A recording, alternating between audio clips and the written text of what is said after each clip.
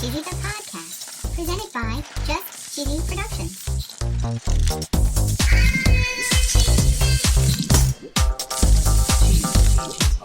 Hi there, I'm your host Fondue. Cheesy here. In this week's episode, we're going to talk about the history of leftovers. We're going to talk about food safety, a Thanksgiving casserole with cheese. We're going to find out about the history of On a Shingle. And of course, we're going to tell you a very cheesy joke. I love jokes. Stay tuned for episode 159, Leftovers, on Just Cheesy, the podcast.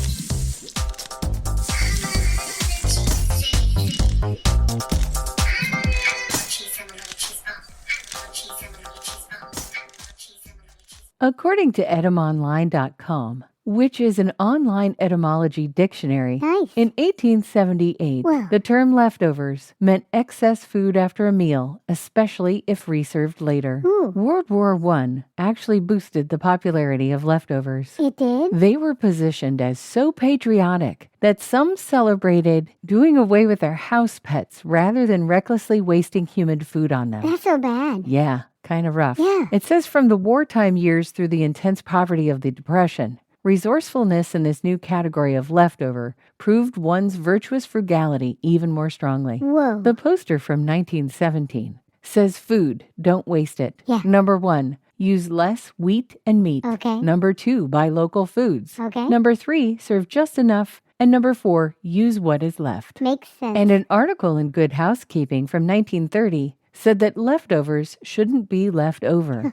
And according to this article, by the 1960s, the majority of American homes had electricity and refrigeration, and leftovers potentially had a much longer shelf life. Oh, yeah. And as food prices fell, leftovers lost status, and throwing them away became a mark of middle-class status. Oh, my. They said that eating leftovers, or even worse, serving them to a guest, made one the object of disdain or ridicule, rather than a paragon of civic virtue as in earlier eras. Whoa. And believe it or not, etiquette columns of the 60s and 70s asked questions about whether it was even acceptable to ask for a doggy bag at restaurants. Really? Whether or not you believe that leftovers are virtuous, there are some rules about food safety. Yeah. We're all about safety here at Just Cheesy the Podcast. We don't want you to get sick from your food. Yeah. According to foodsafety.gov, leftovers should be stored within 2 hours of cooking. Whoa. They say to divide leftovers into small portions and refrigerate or freeze them in covered shallow containers so they can cool quickly. Okay. A large container or a whole turkey will take too long to cool to a safe temperature. Yeah. And this gives bacteria a chance to multiply. Ew. 76% of respondents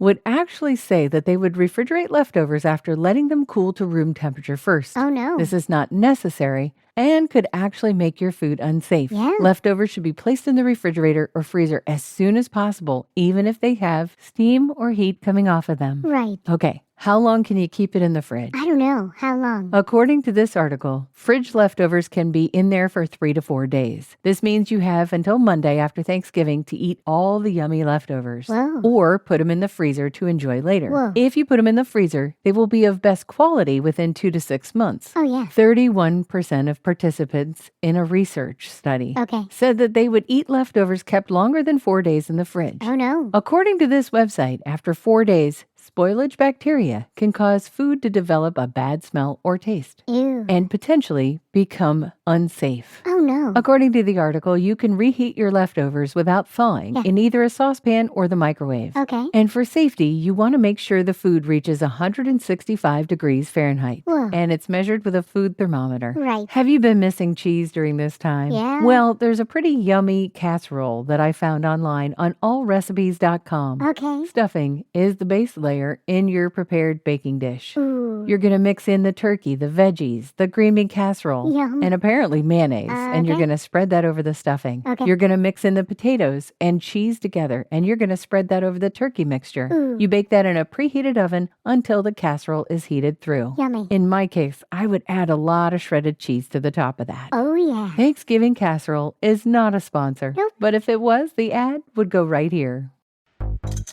Have you ever wanted to listen to the web? Yeah. Well, Newsly makes that possible. They do? They're an all-in-one audio super app for iOS and Android. Super app. You can listen to trending articles on the web on topics that you choose and get them read to you in a natural human voice. What kind of topics? Sports, Cheese? tech, business, science. Cheese? I'm sure there's even cheese. Yay! They even have an entire section for podcasts. Are we there? Of course we are. Ooh. It's one of my new favorite podcast apps. They even have digital radio. Holy cow. Just go to www.newsly.me to download it free. Whoa. Or use the link in the description.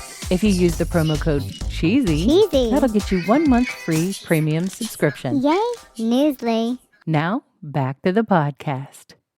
Did you know that Thanksgiving dinner actually started the TV dinners in 1954? It did? According to SmithsonianMag.com, in 1953, they say someone at Swanson colossally miscalculated the level of American appetite for Thanksgiving turkey. Oh, no. And this left 260 tons. Whoa. 260 tons is 520,000 pounds. Holy cow. This left 260 tons of frozen birds sitting in 10 refrigerated railroad cars. Whoa. The Swanson food salesman Jerry Thomas, they say, is a visionary, and he was inspired by the trays of pre-prepared foods on airlines. Whoa. He ordered 5,000 aluminum trays. Holy cow. And he wanted to get a straightforward meal of turkey with cornbread dressing and gravy, peas, and sweet potatoes, Okay. both topped with a pat of butter. Ooh. And he recruited an assembly line of women with spatulas and ice cream scoops. Okay. Thomas and Swanson launched the TV dinner at a price of 98 cents. Whoa. The company had some pretty serious doubts that this initial order would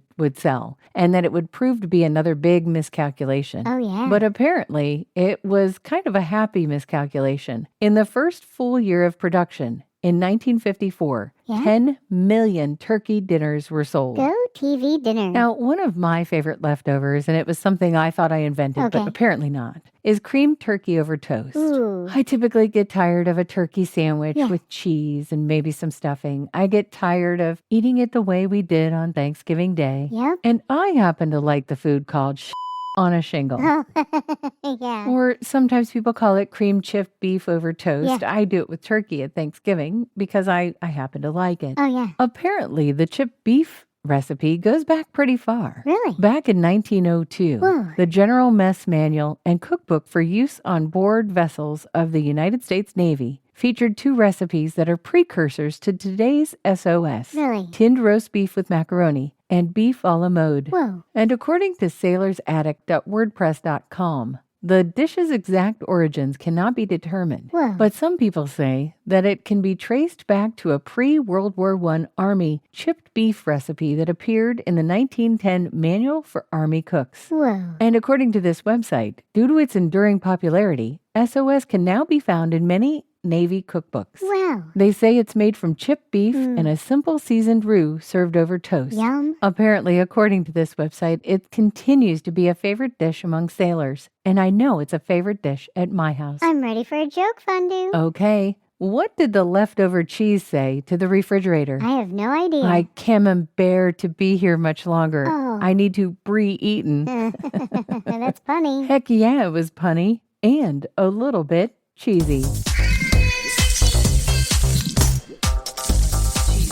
Thanks for listening to Just Cheesy the Podcast, episode 159, Leftovers. Thank you. Let us know if you've got some really good leftover recipes, including cheese. And stay cheesy, everybody.